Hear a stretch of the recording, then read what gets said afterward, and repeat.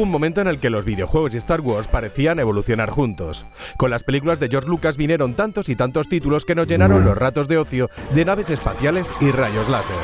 Repasemos juntos el paso del tiempo, cómo llegamos a los juegos de hoy en día acompañados por el progreso de 10 de los títulos más relevantes de todos los que han tomado el universo de Jedi y Sith como inspiración.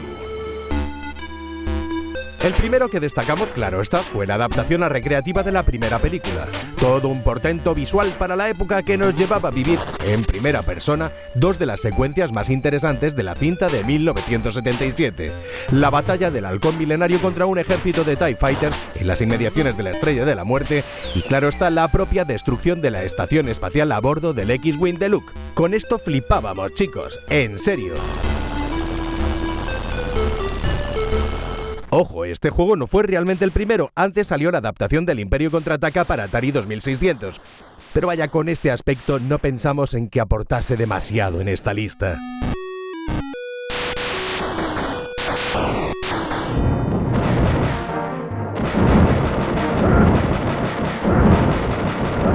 Entre medias de aquel primer juego y la presente adaptación de la primera película pasaron cerca de 10 años, y sí, hubo muchos otros juegos, pero Super Star Wars fue el primero que pareció tomarse un poco en serio la referencia.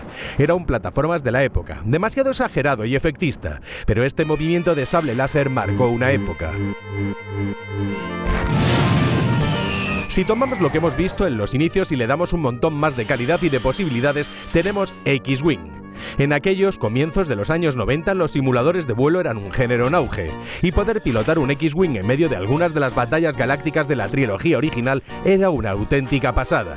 El que no lo probó no sabe lo que se perdía. Vale, es difícil quedarse con Dark Forces o con su secuela Jedi Knight. El primero era heredero de Doom, mientras que el segundo lo era de Quake. Pero ambos, pese a no tener el empuje adictivo de los títulos de ID Software, tenían una historia, un personaje y un universo a su servicio que hacían que la experiencia se convirtiese en algo casi como en religión. Después de estos dos juegos y hasta el lanzamiento de Battlefront, no se volvió a hacer nada decente en primera persona sobre el universo Star Wars.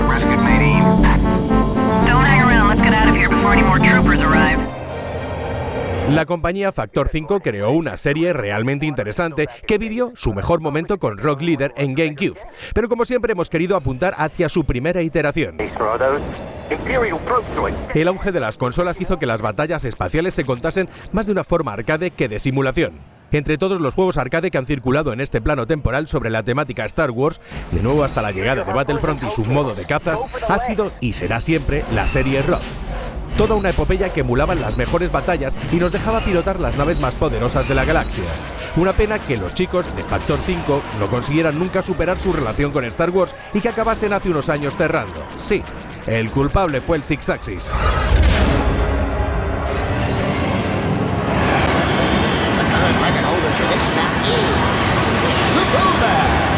Es triste que el mejor juego de una película de Star Wars sea el que emula una carrera, pero fue así. Pese al intento de hacer una docena de juegos, entre ellos el oficial del argumento de la amenaza fantasma, lo mejor que pudimos probar en aquellos años de esperanzas rotas fue Racer, el juego que emulaba las carreras de vainas de Tatooine. Velocidad, mucha velocidad y un buen diseño de sonido nos sirvieron para partir más de un joystick en aquellos últimos momentos del siglo. Una lástima que en aquella época se fraguase la caída de la saga galáctica a los infiernos hasta su reciente resurrección. Aquí los chicos de BioWare sí que la liaron parda. Después de haber dejado el terreno sembrado con sus Baldur's Gate, se aliaron con LucasArts, que andaban buscando genios, e hicieron una genialidad. Para no pisarse los bajos de las túnicas Jedi, tomaron como referencia tiempos pasados y se inventaron los orígenes de las peleas entre Jedis y Siths. Algo inteligente, ya que estamos hablando de la época en la que todo tenía que rodear las historias de las guerras clon y el joven Anakin Skywalker. Vamos, los tiempos de bajona galáctica. En su lugar, el que fue conocido como KOTOR fue el juego más laureado y más completo de todos los que habíamos visto jamás.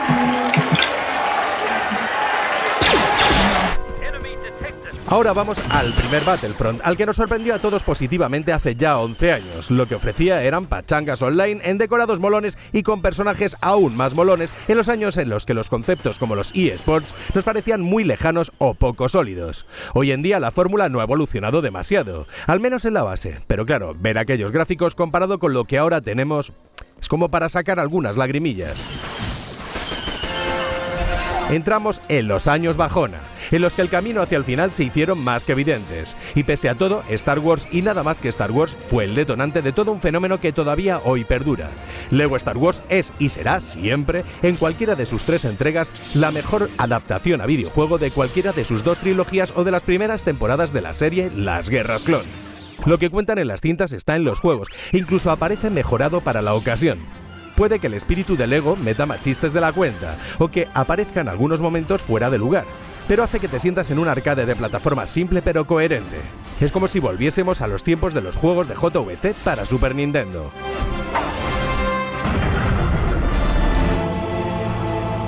Y acabamos con la historia del bueno de Starkiller, el Kratos de la galaxia. Este aprendiz de Vader, que en líneas generales es el detonante de la Alianza Rebelde, se dedicaba a dar espadazos y empujones de fuerza sin ton ni son. A grandes rasgos su historia no nos interesa, pero si salimos del camino de la luz y nos metíamos en el sendero de los DLCs, allí encontrábamos su ruta hacia los más interesantes infiernos.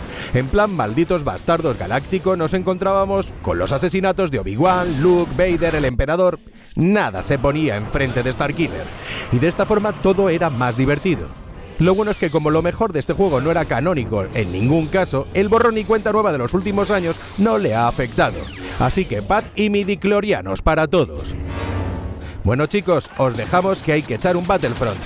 Nos vemos y que la fuerza os acompañe siempre.